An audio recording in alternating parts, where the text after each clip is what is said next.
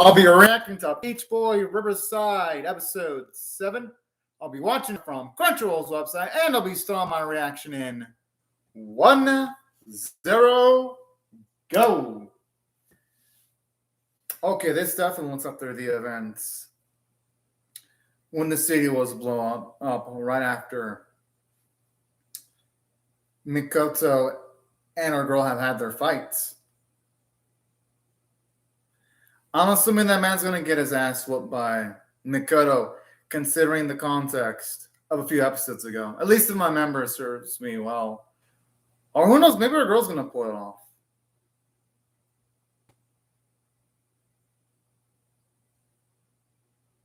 Damn!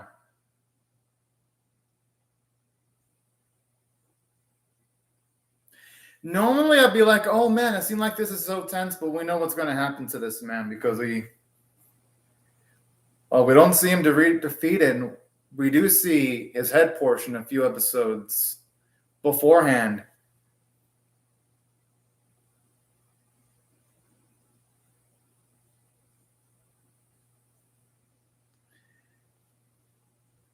You know, I kind of like that when it comes to our girl. Since she's been in Ogre for most of her life, she still thought that she was going to be able to utilize the horn just out of sheer habit. That's actually a nice detail there.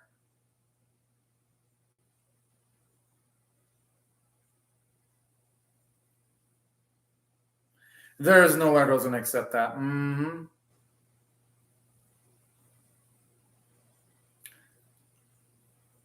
Oh, man, I'm not going to blame her for asking. I mean, if the situation can be resolved peacefully, then that would be a brilliant win. We know that's not going to be the case, though, because, again, we do see the guy's head. And when they have all that meaning with all the ogres. Dun, dun, dun, dun, dun. Man, I love this song. Now, when it comes to chronological order, would this be like what I think this might be like the 4th or 5th episode, if I'm going by the timeline, because it's like first episode was when Sela meets Mikoto, second episode is when they take on Set, third episode is a bit of the aftermath when they're in the city that gets blown up. So I guess this is probably the 4th episode in chronological order then. I just hope that for the sake of consistency, there's a reason as to why this episode was put on in this specific point and not just put in here just for shits and giggles. But who am I kidding? The director of the series, I know that director's work. So I'm going to think more of it. It's more of the episodes being placed in random ass order than any type of strategy. I think the pacing Genwa Bonlanes, it's decent. The problem is the ordering of the events. Because now that we have this episode at this specific moment in time as episode 7, there's no tension. We know the guy's going to get his ass whooped. We know Frau Sally and the former org are alive. So we know no one's going to die in this fight. So the pacing's actually pretty decent. The issue is the ordering of the episodes, Genwa. That's the issue.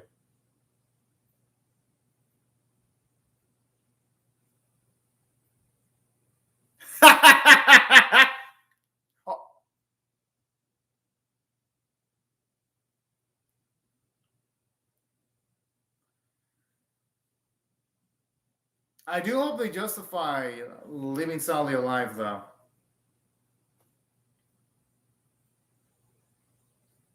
The fuck?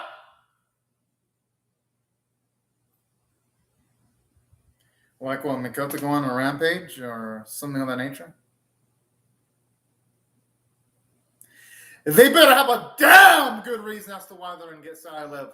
Because I always say anime when they spur main characters and then they give a bullshit reason as to why they're kept alive. So for now, I'm not going to be knocking the series for that, but I just hope they really have a good justification for that. Because I've seen way too many freaking anime do something similar and their justifications suck in those cases. Not in all cases, but in most of them when they pull this type of thing off.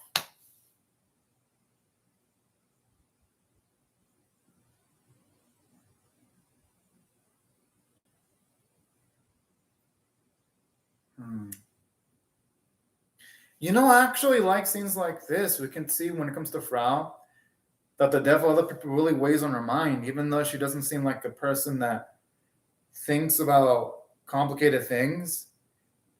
You can see just a lot from her, and that specific spot where she was thinking about those two soldiers that were shaking her hand. That was actually really cute.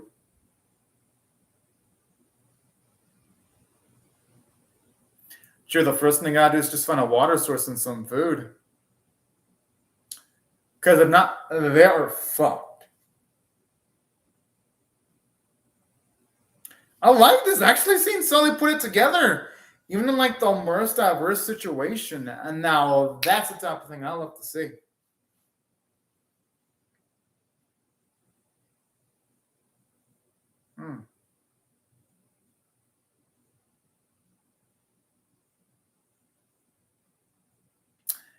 That's pretty damn smart.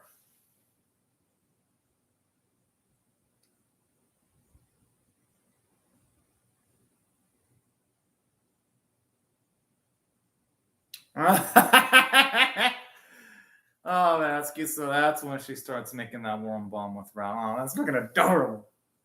And I do like how Hawthorne, you can see him psychologically traumatized by the events that went down. And just, oh yeah, this blew up. I'm not going to react to it. No, he's actually reacting to the situation. Good. I like it. So far, so good, actually.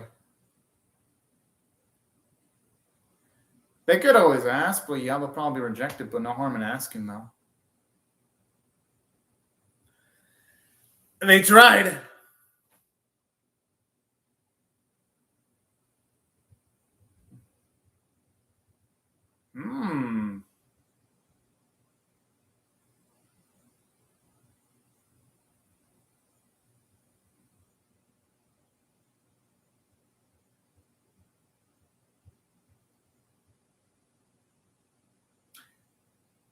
I like it because in previous episodes they never really shown much of Hathorn to be like, well, he ain't strong.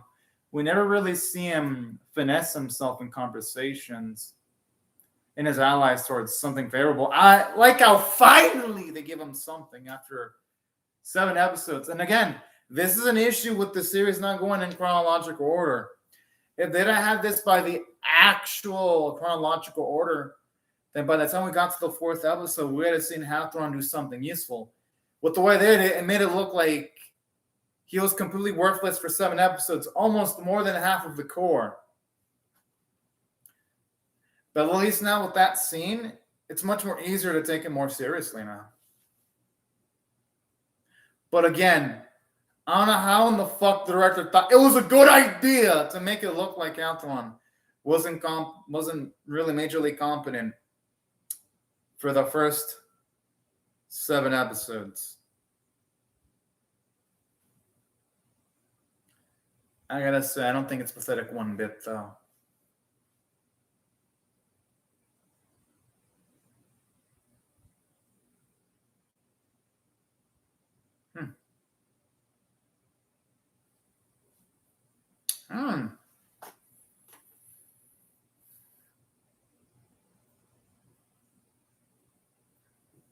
Oh.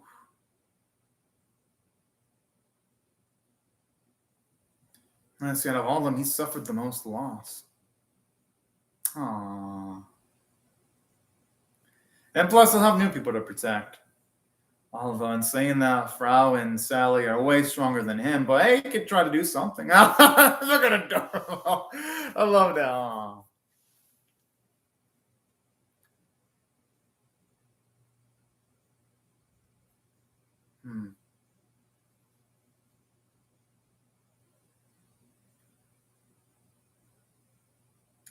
I mean, why wouldn't Frau be, though?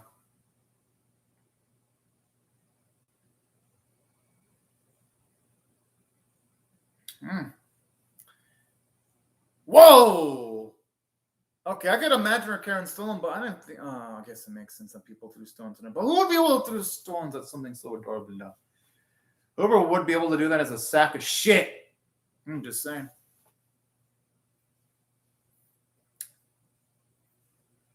Hey, I mean, I thought it was already narrowly justified for Frau helping out Sally, but this just further justifies it, though. So this is pretty good, too.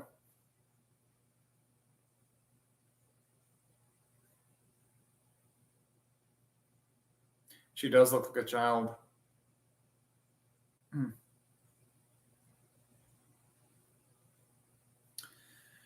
Okay. And that's kind of sad.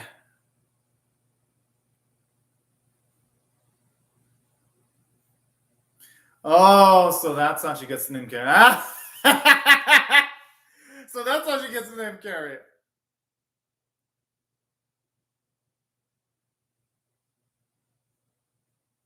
That still sounds pretty good. Aw.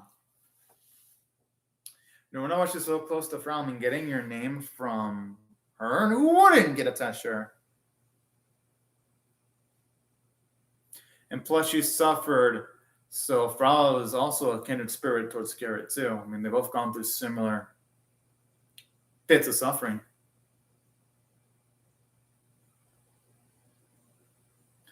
The thing is, though, will they even accept demi-humans? Oh, well, I'm sure her father would, but what about those loyal subjects, though, in the kingdom? Would they accept that? Because I know her father would, but what about the people following her? Well, yeah, there's also that, too.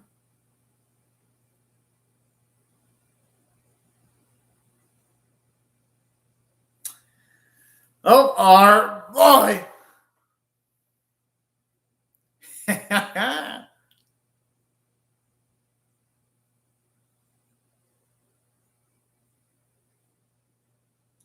I'm assuming this ain't gonna go the way she would have expected, though. That's my guess. Hmm.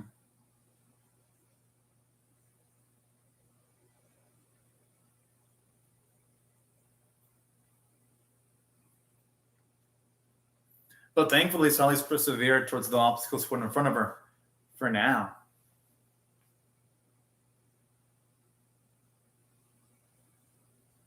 That's a good point. And if she ever were to rule the kingdom, she'd become a much more better ruler. That's if she takes that route.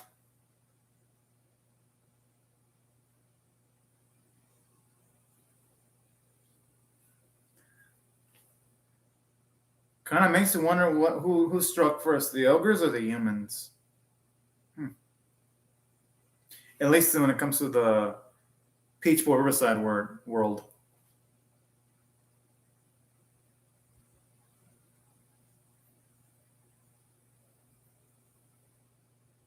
And then angry in the case of Mikoto. Well, at least finally we know Mikoto's back. Well, not the full, but we further know why he wants to kill all the ogres. That pretty much just told us straight up that his parents were killed by ogres.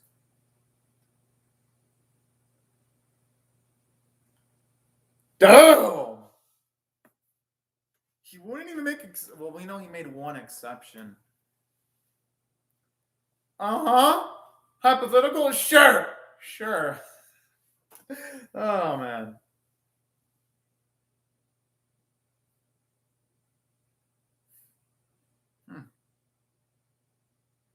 I'm surprised Sally's asking that question.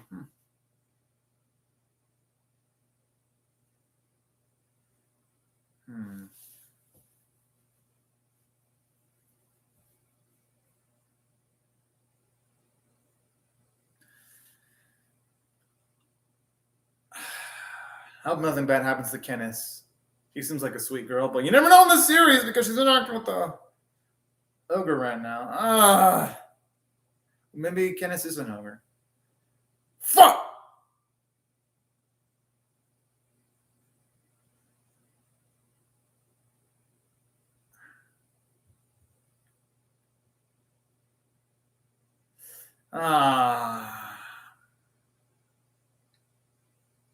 I hope they explain as to why he didn't want Sally killed, though.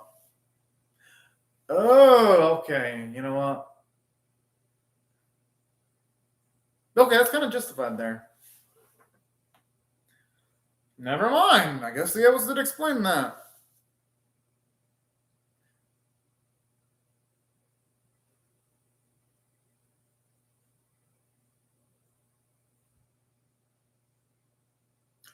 He's got a point. Honestly, I can see both of their point of views.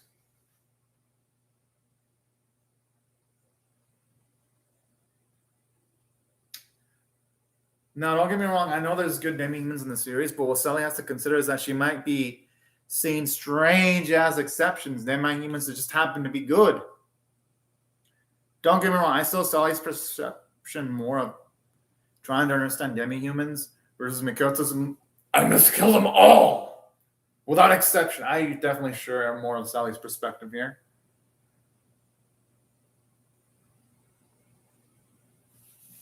I mean, okay.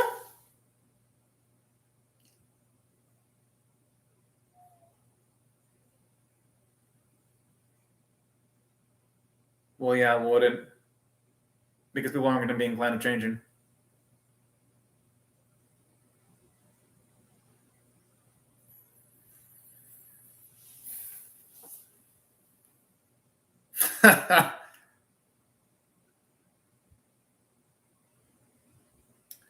I'm sure Makoto's not going to want to join her in this moment. Yeah.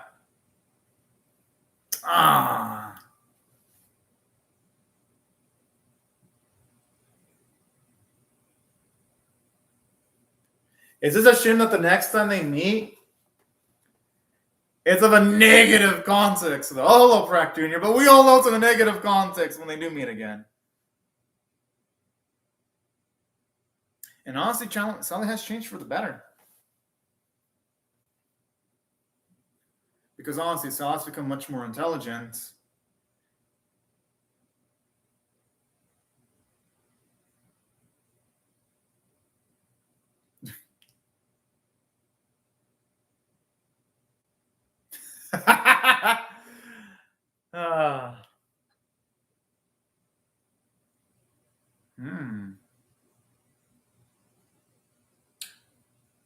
Oh. Huh. That's actually some nice character development from Makoto because he's actually a lot more honest with his own feelings.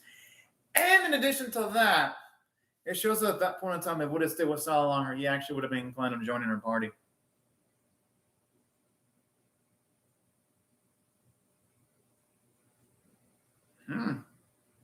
Childhood friend? I don't think anyone else would react like that except for a childhood friend.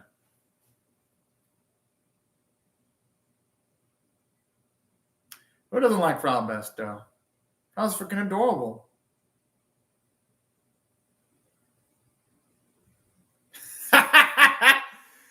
Oh, man. He does look like a she, though. I ain't gonna lie.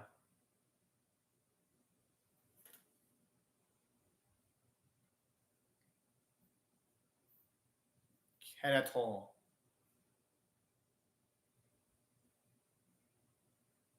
You know, I love the sound of her name.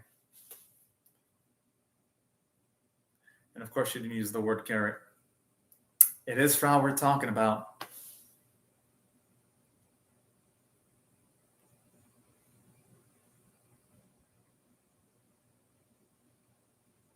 And that's actually impressive. How did he survive, though? I'm gonna guess he must have been on the ground in just the right spot. I guess I could see how he'd survive.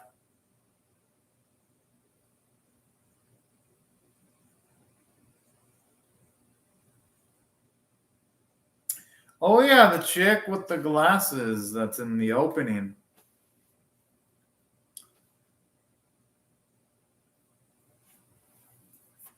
Damn. Heck, you know, that is actually sweet to have actually saved his life. Because she could have just as easily ignored that kid. Aww.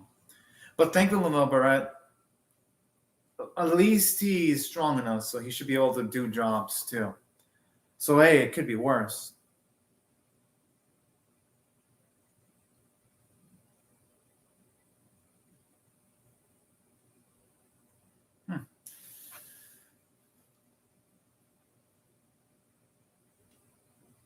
Like,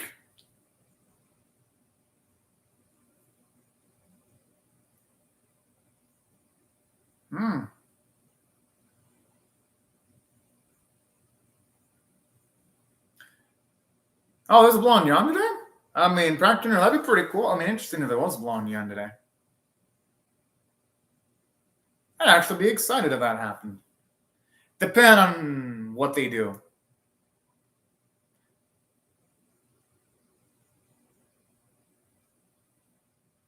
And I like this too, seeing Carrot actually question her, well, not question, but do things where her loyalty is actually being challenged, like at this specific moment.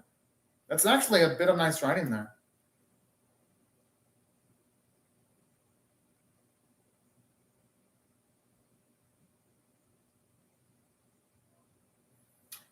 And I like how it establishes that even if in order to lose their abilities, a means of them getting their abilities back. It's actually pretty nice.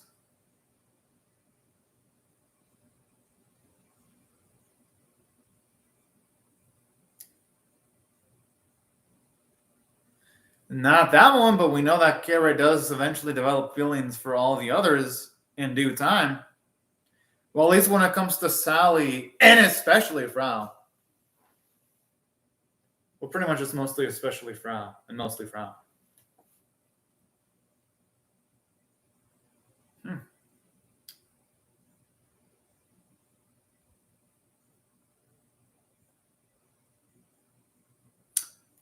Finally, we get to actually see her when Melia was still an ogre at the very least.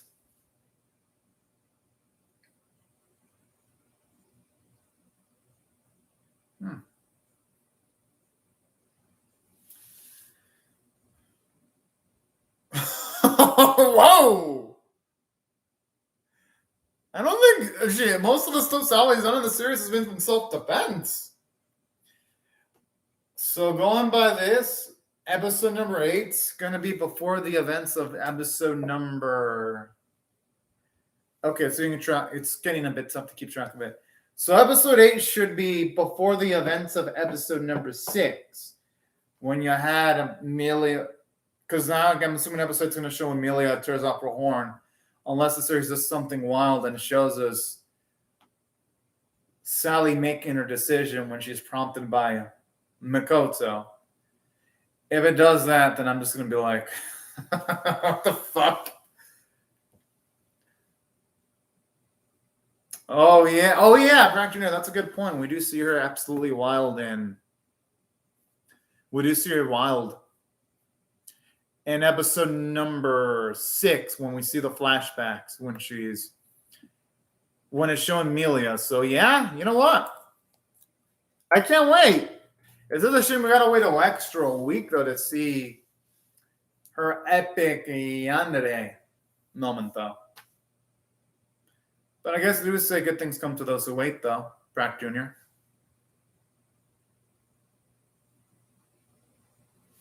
Gotta admit, the 80s song is so damn good. That's cute. Actually seeing her on 5 act like a big, cute, happy family. I think it's pretty damn adorable. Companion and companion. Well, everyone, it looks like by the title, doesn't seem like it's going to go... Okay, at the very least, the series is going to do some... Going by the title, at the very least, they're not going to do anything fucking wild like go back into the cliffhanger between both Sally and Mikoto, just going off of the title. At least I would hope they don't, going by the episode 8 title. So that's good. Hooray, I guess. Now, all jokes aside, though, the episode was actually good. If I had to rate episode 7 on a scale of 1 to 10, with 1 being abysmal, 5 being average, and 10 being exceptional, I'll give it a 7.25 out of 10 for above average, because finally we get to see why Meki gets the name Carrot at the very least. And plus, we do get to see some character development for Hathron. I mean, I guess if you could call it character development, because we see Hathron later on when he's got his mojo and he's got a good mentality back. But at least I like how we see him psychologically taken aback when the city he was born with was completely destroyed. So I do love that. Seeing those moments where he's psychologically taken aback, I think it makes him a more layered character, because in seeing him react to situations where things go exactly in his favor is good. It makes him a much more realistic character, because in life, you're not going to be, not everything's going to go towards your favor. And seeing him still want to keep a brave face on when talking to Sally, even after all that he's lost, shows how much of a strong person he is psychologically. So that's what I thought, at least when it came to Hathron, it did a great job in giving him a huge amount of characterization. And the positive bits of the episode, at least for me, they don't stop there. Because something that I also really like about this episode is just getting to see Frau bond more with Karen. Actually seeing how she made up the name for Karen was actually really cute. And then also further goes to show why Frau and Karen have such a great personality. They have such a great chemistry with each other. Because we know that just by the implications, Karen went through prejudice from humans. This episode shows off that, at least in more examples, that Sally went through a lot of prejudice. And then when we see her share that story, I'm like, okay, no wonder why they interact with each other with so much chemistry, because they both went through similar things again due to humans. So that's what I thought the character and the story writing was so good. And I like some of the comedic bits too. And it was such a heartwarming scene seeing Makoto back, and even saying that if he would have stared back, he would have wanted to join Sully. I thought that was actually a really damn cute moment. And it gives Makoto a lot of depth, because it shows you that there are times where even like the cracks in his figurative armor sometimes break down. And him even contemplating wanting to go with Sally if he would have turned back, that's actually pretty damn cool. So it also adds a lot of layers to Makoto, to seeing that, yeah, he does have some emotional weaknesses sometimes. So that's why I thought the script was great. Naturally, the animation quality was so damn good. I have zero complaints regarding the visual quality. And that's why if I had to rate the episode overall on a scale of 1 to 10, with 1 being abysmal, 5 being average, and 10 being exceptional, I gotta go out and give it a high tier 7.25 out of 10 episode. I thought it was good. Yes, again, I would have wished it was in chronological order, because it's going to be like, man, we know what happens to that ogre that we saw at the start of the episode, so anything involving him, it's going to be like, no tension involved. But, hell, the positives definitely outweigh the negatives, and I'm cautiously optimistic for episode number 8. But anyways, y'all, right before I go, let me just say thank you very much to Manuel Bondelares and Practo Jr. Thank you very much for commenting on the live chat. And everyone else, thank y'all very much for watching my video. Hope y'all rate it, share it, comment, or subscribe. And I will see y'all later if you come back for more. But anyways, y'all, thank you so much for watching my video, and have a fantastic day, everyone. Bye-bye.